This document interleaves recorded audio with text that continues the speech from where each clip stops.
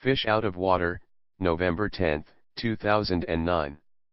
One of the more memorable outings I'd made for food since moving to New York involved a short train ride to Russ and Daughters, an angel of an appetizing store on the Lower East Side that houses a dizzying array of cured, pickled, and smoked fish. Relatively new to noshing, I forked over close to $10 for a bagel with cream cheese and belly lox.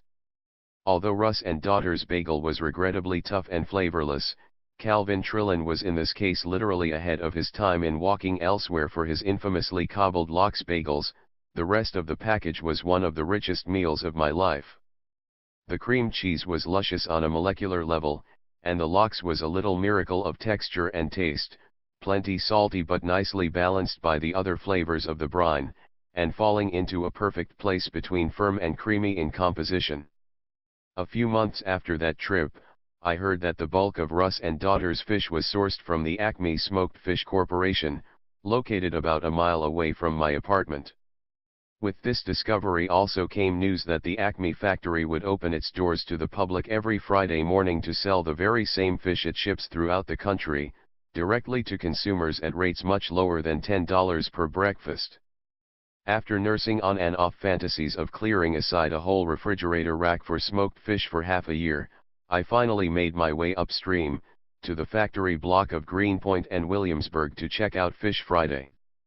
Acme Smoked Fish Corporation's retail store, an unadorned lineup of fishy wares quickly assembled on metal and plastic tables in a cold factory antechamber, unapologetically lacked the charms of a Jewish appetizing counter.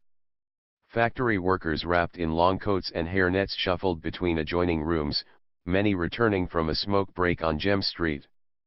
Service was rendered with a smile, the friendliness of the Polish woman slicing my nova as direct as the way she asked me to show her, with my thumb and index finger, how much of the enormous salmon fillet I want to take home with me in butcher paper. Entirely undressed, the fish was impressive. Beside a full selection of pre-packaged fish and salad stood cardboard boxes, stacked to the brim with whole smoked whitefish. Further down the line was a spread of salmon, whiting, and bluefish, cured, pickled, cold smoked, and hot smoked varieties were all represented, and the lineup was bookended by the aforementioned strips of nova. Chunks and strips of every fish dotted the edge of the cutting board, free to sample. Acme's nova must be the standard of American cured fish. In the hand, it was quite firm and substantially weighted. What felt rubbery to the touch became something far more enjoyable when placed in mouth, a stern kind of creamy that doesn't melt in your mouth as much as it soaks into your taste buds. The taste of said soaking was primarily salty, but a complex kind of salty that shined with all the subtle flavors of the briny rainbow. As generations of noshers have demonstrated, slices of smoked salmon are happiest when married to cream cheese and spread over a freshly made bagel.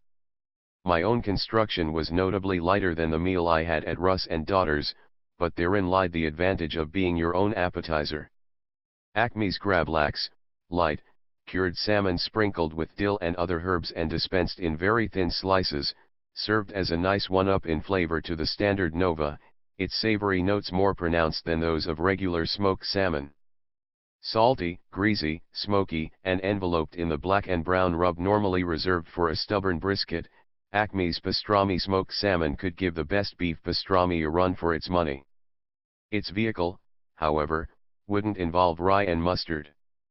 The first memory that popped into mind with my first slice of pastrami salmon was a particularly unsavory yet improbably compelling raw salmon blin I once ate for lunch in Petersburg.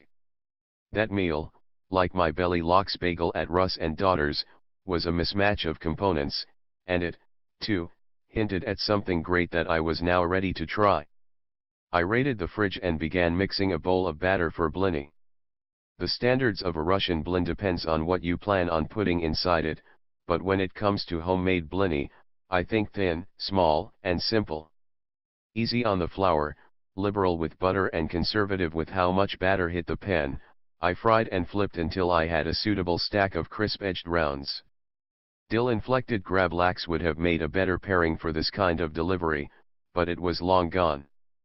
After a gulp of honey rye vodka, I folded a blin over a slice of pastrami smoked salmon and sandwiched the layers with a dollop of European sour cream. The stack of blini disappeared with haste, each serving delivering just enough satisfaction to keep our eating momentum going. With just a handful of blini left, I thawed some frozen berries in simple syrup and a dash of maraschino liqueur, then rolled the fruit with a smidge of the same sour cream to finish off the batch. If I ever go back to Russ and Daughters, it'll be mostly to marvel at the candy counter. I can't say Calvin Trillin would approve, but I'd hope that after eating a stack of Gravlax blini, he would understand.